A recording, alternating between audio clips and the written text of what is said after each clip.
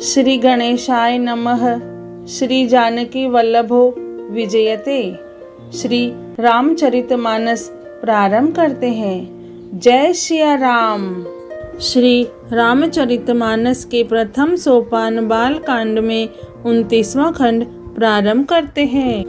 तब शिवजी ने सब देवताओं को समझाया कि तुम लोग आश्चर्य में मत भूलो, हृदय में धीरज धरकर विचार तो करो कि यह भगवान की महामहिमामयी निज शक्ति श्री सीता जी का और अखिल ब्रह्मांडों के परम ईश्वर साक्षात भगवान श्री रामचंद्र जी का विवाह है, जिनका नाम लेते ही जगत में सारे अमंगलों की जड़ कट जाती है और चारों पदार्थ अर्थ धर्म काम मोक्ष मुट्ठी में आ जाते हैं। ये वही जगत के माता पिता श्री सीता राम जी हैं।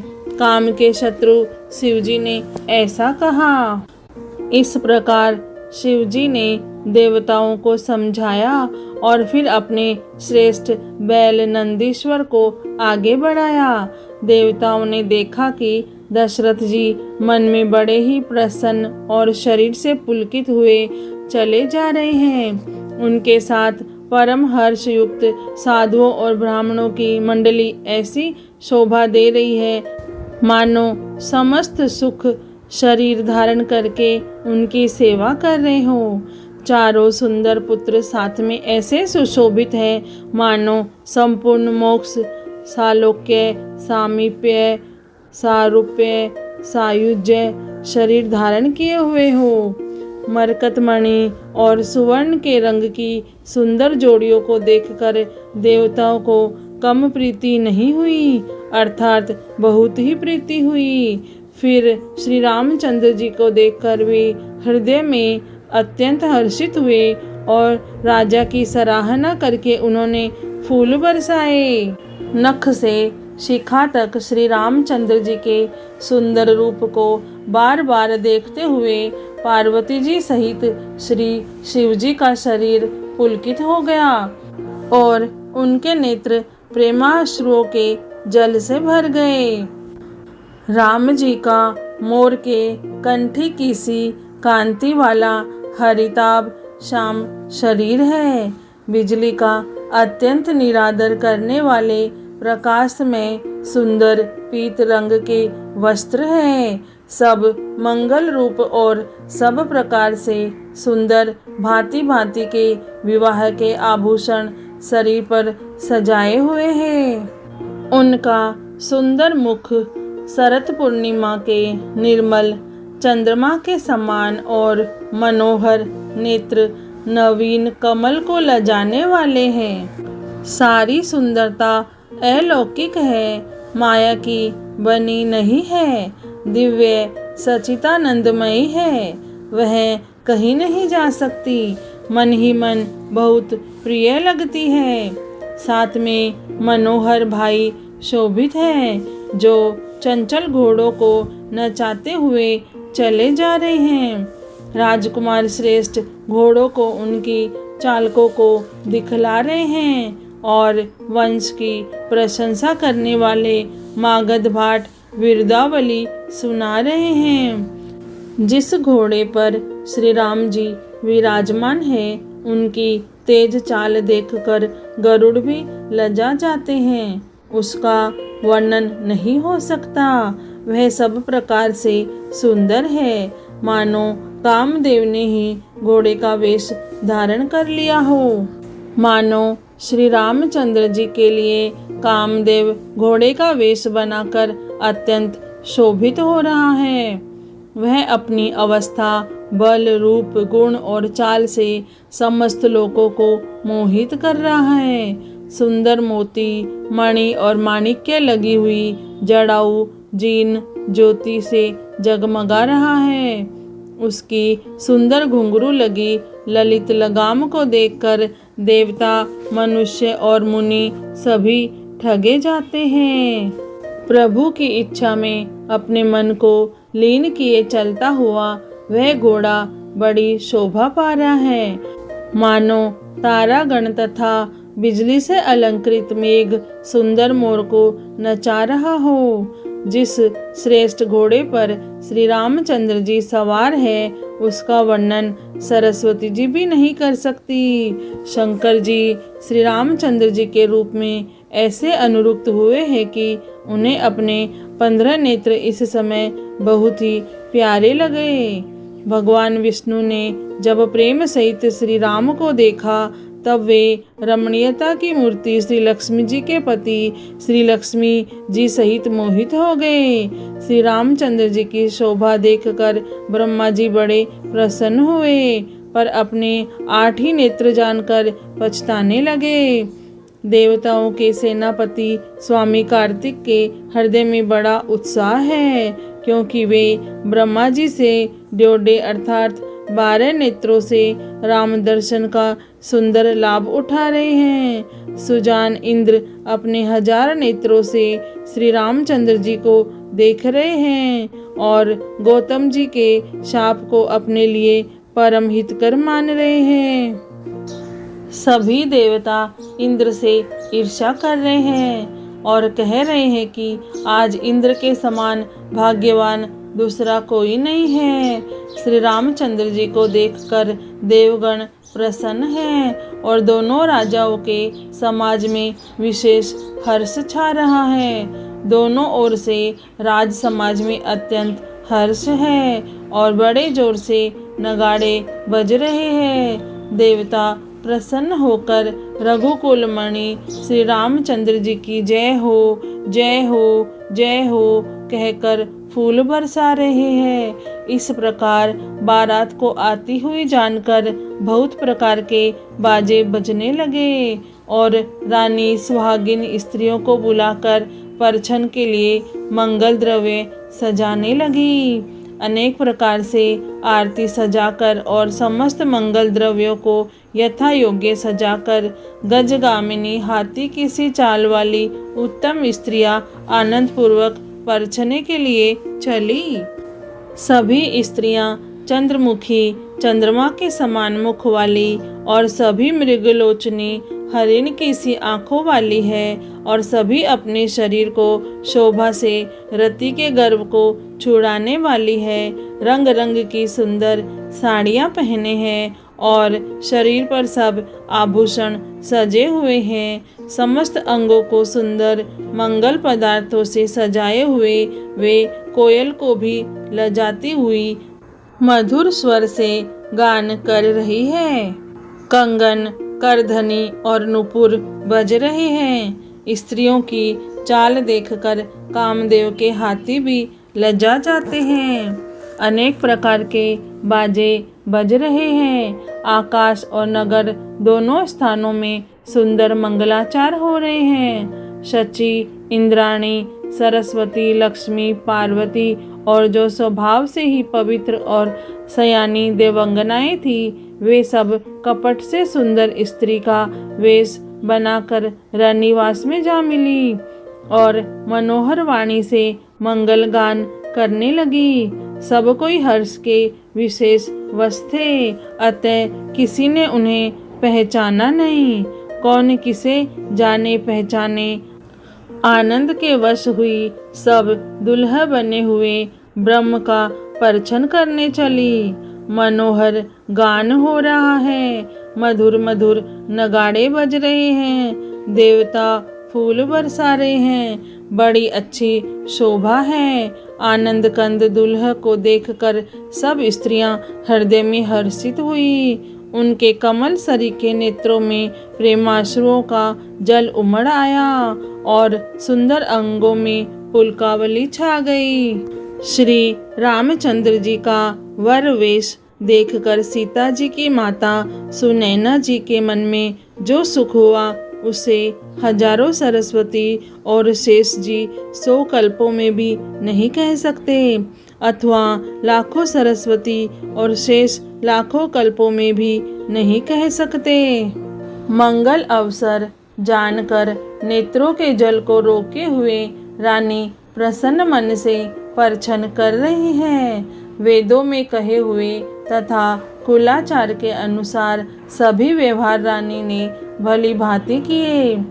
पंच शब्द, तंत्री, ताल, झांझ, नगारा और तुरही, इन 5 प्रकार के बाजों के शब्द पंच ध्वनि, वेद ध्वनि, वंदी ध्वनि, जय ध्वनि, शंख ध्वनि और हुल्लू ध्वनि और मंगल गान हो रहे हैं। नाना प्रकार के वस्त्रों के पावड़े पड़ रहे हैं। उन्होंने रानी ने आरती करके अर्घ्य दिया। तब श्री राम जी ने मंडप में गमन किया। दशरथ जी अपनी मंडली सहित विराजमान हुए। उनके वैभव को देखकर लोकपाल भी लज्जा गए। समय समय पर देवता फूल बरसाते हैं और भूदेव ब्राह्मण समयानुकूल शांति पाठ करते हैं। आकाश और नगर में शोर मच रहा है, अपनी पराई कोई कुछ भी नहीं सुनता। इस प्रकार श्री रामचंद्र जी मंडप में आए और अर्घ्य देकर आसन पर बैठाए गए। आसन पर बैठाकर आरती करके दूल्हे को देखकर स्त्रियां सुख पा रही हैं। वे ढेर के ढेर मणि, वस्त्र और गहने निछावर करके मंगल गा रही है। ब्रह्मा आदि श्रेष्ठ देवता ब्राह्मण का वेश बनाकर कौतुक देख रहे हैं। वे रघुकुल रूपी कमल के प्रफुल्लित करने वाले सूर्य श्री रामचंद्र जी की छवि देखकर अपना जीवन सफल जान रहे हैं। नाई, बारी, भाट और नट श्री रामचंद्र जी की निछावर पाकर आनंदित हो सिर नवाकर आशीष देते हैं। उनके हृदय में हर्ष समाता नहीं। वैदिक और लौकिक सब रीतियां करके जनक जी और दशरथ जी बड़े प्रेम से मिले। दोनों महाराज मिलते हुए बड़े ही शोभित हुए। कवि उनके लिए उपमा खोज खोज कर लज्जा गए। जब कहीं भी उपमा नहीं मिली तब हृदय में हार मानकर उन्होंने मन में यही उपमा निश्चित की कि इनके समान ये ही है। समधियों का मिलाप या परस्पर संबंध देखकर देवता अनुरुक्त हो गए और फूल बरसाकर उनका यश गाने लगे। वे कहने लगे, जब से ब्रह्मा जी ने जगत को उत्पन्न किया तब से हमने बहुत विवाह देखे सुने, परंतु सब प्रकार से समान साज समाज और बराबरी के पूर्ण समता युक्त समधि तो आज ही देखे। देवताओं की सुंदर सत्यवाणी सुनकर दोनों ओर अलौकिक प्रीति छा गई। सुंदर पावड़े और अर्घ्य देते हुए जनक जी दशरथ जी को आदर पूर्वक मंडप में ले आए। मंडप को देखकर उसकी विचित्र रचना और सुंदरता से मुनियों के मन भी हरे हो गए, मोहित हो गए। सुजान जनक जी ने अपने हाथों से ला ला कर सबके लिए सिंहासन रखे। उन्होंने अपने कुल के इष्ट देवता के समान वशिष्ठ जी की पूजा की और विनय करके आशीर्वाद प्राप्त किया। विश्वामित्र जी की पूजा करते समय की परम प्रीति की रीति तो कहते ही नहीं बनती। राजा ने वामदेव आदि ऋषियों की प्रसन्न मन से पूजा की, सभी को दिव्य आसन दिए और सबसे आशीर्वाद प्राप्त किया। फिर उन्होंने कौशलाधीश राजा दशरथ जी की पूजा उन्हें ईश महादेव जी के समान जानकर की, कोई दूसरा भाव न था। तदंतर उनके संबंध से अपने भाग्य और वैभव के विस्तार की सराहना करके हाथ जोड़कर विनती और बड़ाई की। राजा जनक जी ने सब बारातियों का समधि दशरथ जी के समान ही सब प्रकार से आदर पूर्वक पूजन किया और सब किसी को उचित आसन दिए। मैं एक मुख से उस उत्साह का क्या वर्णन करूं। राजा जनक ने दान, मान, सम्मान, विनय और उत्तम वाणी से सारी बारात का सम्मान किया। ब्रह्मा, विष्णु, शिव, दिक्पाल और सूर्य जो श्री रघुनाथ जी का प्रभाव जानते हैं, वे कपट से ब्राह्मणों का सुंदर वेश बनाए हुए बहुत ही सुख पाते हुए सब लीला देख रहे थे। जनक जी ने उनको देवताओं के समान जानकर उनका पूजन किया और बिना पहचाने भी उन्हें सुंदर आसन दिए। कौन किसको जाने पहचाने, सबको अपनी ही सुध भूली हुई है। आनंद कंद दूल्हे को देखकर दोनों ओर आनंदमयी स्थिति हो रही है। सुजान सर्वज्ञ श्री रामचंद्र जी ने देवताओं को पहचान लिया और उनकी मानसिक पूजा करके उन्हें मानसिक आसन दिए। प्रभु का शील स्वभाव देखकर देवगण मन में बहुत आनंदित हुए।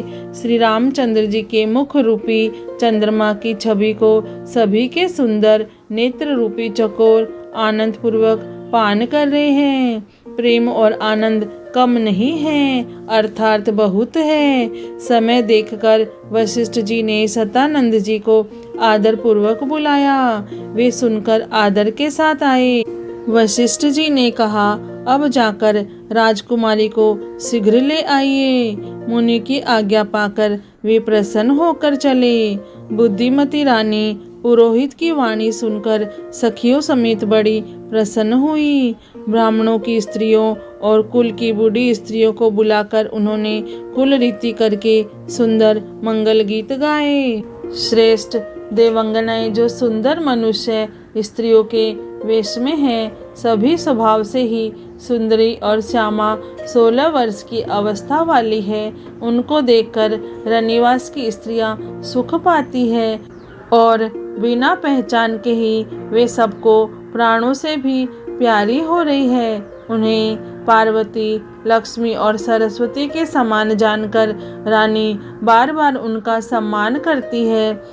रनिवास की स्त्रियां और सखियां सीता जी का श्रृंगार करके मंडली बनाकर प्रसन्न होकर उन्हें मंडप में लिवा चली।